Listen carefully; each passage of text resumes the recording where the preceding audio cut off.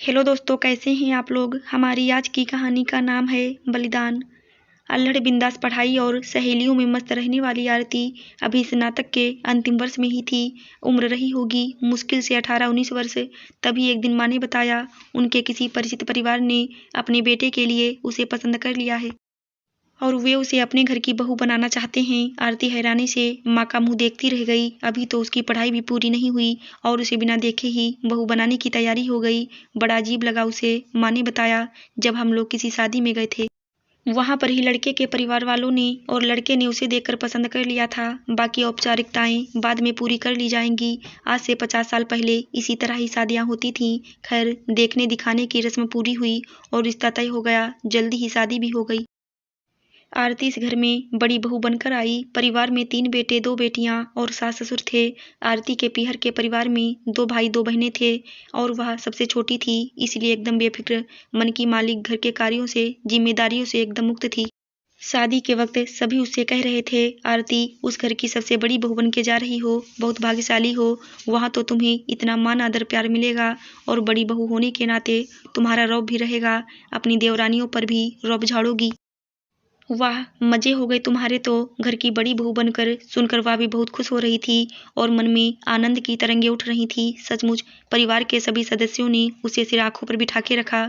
देवर नंदे तो उसके साथ चुहलबाजी में लगे ही रहते थे।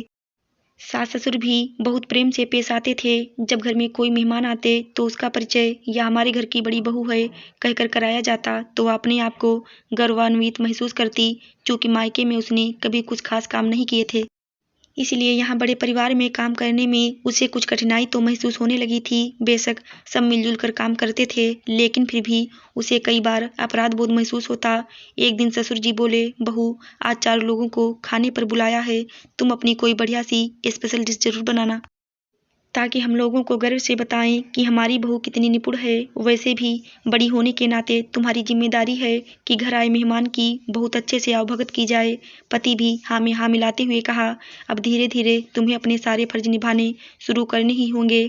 आखिर तुम घर की बड़ी बहू हो। आरती हैरानी से चुपचाप दोनों की बातें सुनते मन में हिसाब लगाने लगी। अभी तो उसकी उम्र 20 वर्ष भी नहीं है और अभी से ही उस पर फर्ज और जिम्मेदारी के बोझ रखने शुरू कर दिए गए हैं।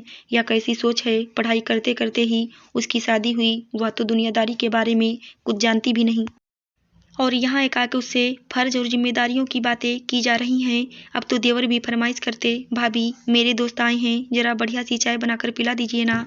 नंदे भी अभी हाई स्कूल में थीं, आरती के पास आकर लड़ लड़ाती, भाभी मेरी खजूर चोटी बना दो ना, मेरी 2 चोटियां बना दो। दूसरी ननद कहती, इन सब के कार्य करते हुए उसे शुरू में तो अच्छा लगता, लेकिन धीरे धीरे यह रोज के ही काम हो गए।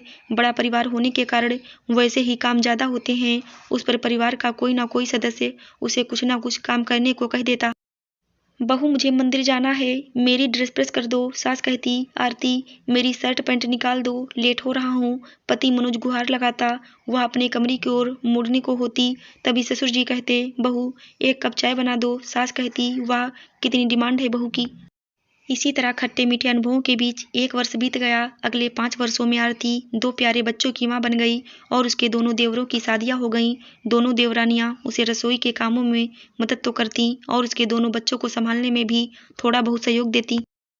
लेकिन जब कोई जिम्मेदारी का कार्य आता तो दोनों पीछे हट जाती या कहकर कि आप बड़ी हो, यह तो आपका फर्ज है या तो आपकी जिम्मेदारी है। दोनों देवर नौकरी करते थे। कुछ सालों बाद उन दोनों का ही एक एक करके तबादला हो गया और वे दोनों दूसरे शहर चले गए।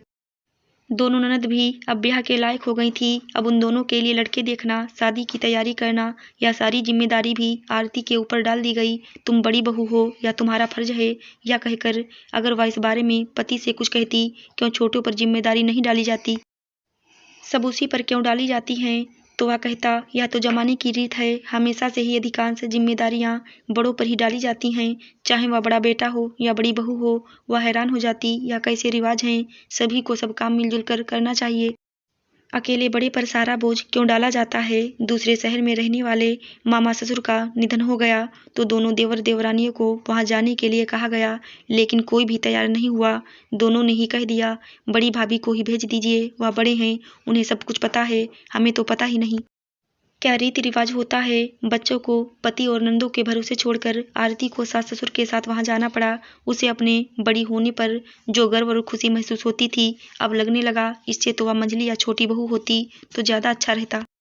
कम से कम सारी जिम्मेदारियों का बोझ उस पर तो ना आता। अब नंदों के लिए लड़कों की तलाश जारी भी। इत्तेफाक से दोनों का रिश्ता 15 दिन के अंतर से हो गया। यह तय हुआ कि दोनों की शादी एक साथ कर दी जाए, इससे कुछ खर्च भी कम हो जाएगा और बाहर से आने जाने वाले रिश्तेदारों को भी सुविधा हो जाएगी। 2 बार नहीं आना पड़ेगा। दोनों बेटियों के लिए दहेज जुटाना बहुत बड़ा खर्च वाला काम था। दोनों छोटे बेटे बहू को सास ससुर ने खबर भेजी कि बहनों की शादी के लिए वे अपना यथासंभव सहयोग दें। दोनों ने ही टाल मटोल करते हुए अपनी लाचारी और बढ़ते खर्च का हवाला देते हुए कहा कि वो पूरी कोशिश करेंगे। सास ससुर समझ गए कि उनकी तरफ से कोई बहुत अच्छा सहयोग मिलने वाला नहीं है। एक दिन सास आरती से बोली, बहू तुम्हारे हिस्से में जो खानदानी रानी हार आया है वह कम से कम 15 तोले का है। इस समय हमारे पास बहुत बड़ा खर्च है। मैं सोच रही हूँ उसी हार को तुड़वाकर दोनों बेटियों को एक एक सेट बनवा कर दे दिया जाए। तुम्हारा क्या ख्याल है। सास की बात सुनकर आरती के पांव तले से जमीन निकल गई। उसके हिस्से में आए खानदानी हार को भी अब फर्ज की आड़ में उसे वापस लेने की योजना बनाई जा रही है। कितना बड़ा अन्याय है यह। माँ जी यह क्यों नहीं समझती। ऐसे ही खानदानी हार दोनों देवरानियों के पास भी तो हैं, उनसे क्यों नहीं मांगे जा रहे हैं। आरती को बहुत बुरा लगा। शादी की तैयारियों में जो उत्साह था एकाएक ठंडा पड़ने लगा। आखिर अपने पति से अपने मन की बात भी कह दी और स्पष्ट रूप से कह दिया वह अपना हार नहीं देगी। पति मनोज भी इतने वर्षों से आरती के कर्तव्य, त्याग, समर्पण, सेवा भाव को देख रहा था। उसे भी पत्नी की बात सही लगी। उसके पक्ष में खड़ा होकर उसने माँ से कह दिया कि वह आरती से उस हार की मांग ना करें, उस पर आरती का हक है। सास नाराज होते हुए बोली, मैं भी अपने ससुराल में बड़ी बहू थी और मैंने भी अपने दहेज का सामान तक ननद को चुपचाप दे दिया था। कोई प्रतिक्रिया नहीं की थी। यह तो रीत चली आ रही है और हमें मिलजुल कर रहते यह सहयोग देना भी चाहिए। इसमें बुराई क्या है। आखिर बेटियां को ही तो दे रही हैं। सामान की बात अलग होती है माँ, या खानदानी आभूषण जो आपने सभी बहुओं को एक जैसे दिए हैं वह केवल आरती ही क्यों देगी। यह उसका स्त्री धन है, इस पर केवल उसका अधिकार होता है। जब दूसरी बहुएं कुछ भी देने को तैयार नहीं तो हर बार फर्ज की बेदी पर आरती ही क्यों बलिदान करेगी। आप उसकी मनोदशा के बारे में भी तो सोचिए। उसकी भी कोई इच्छा कामना होती है या नहीं। वह चुपचाप सारी जिम्मेदारियां निभा रही है। इसका अर्थ या तो नहीं उसने मन को ही मार दिया है। बड़ी बहू होने का अर्थ या तो नहीं कि उसके सिर पर केवल फर्ज की गठरी रख दी जाए। दोनों बहनों की शादी के लिए हमारे पास पर्याप्त धन है।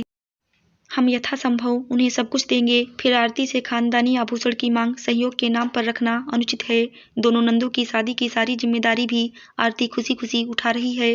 कार्ड छपाने से लेकर मेहमानों की व्यवस्था, खरीदारी, रीति रिवाजों के अनुसार लेन देन, दहेज का सामान जुटाना, हर काम जिम्मेदारी से कर रही है। आप इस ओर भी तो ध्यान दो कि दोनों छोटी बहुएं क्या सहयोग दे रही हैं। वे मेहमानों की तरह आकर चली जाएंगी, उन्हें तो आप कुछ नहीं कहेंगे, लेकिन सारी उम्मीदें केवल आरती से ही क्यों लगा रही हैं। क्या यह आरती के प्रति अन्याय नहीं।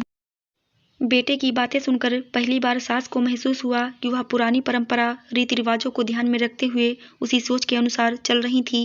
केवल बड़ी बहू से ही सारे फर्ज, जिम्मेदारियों को निभाने की उम्मीद लगाए बैठी थी, जो कि उसके प्रति नाइंसाफी थी। अपनी गलती का एहसास हुआ तो कुछ पछतावा भी हुआ। अनजाने में इतनी सुघड़ समझदार बहू के साथ अन्याय कर बैठी। माहौल को हल्का और सहज बनाने के उद्देश्य से वह बोली, अच्छा चलो आज दोनों बेटियां मिलकर चाय और नाश्ता बनाएंगी, फिर हम सब मिलकर पैकिंग का काम शुरू करेंगे। सभी के चेहरे पर मुस्कान आ गई थी।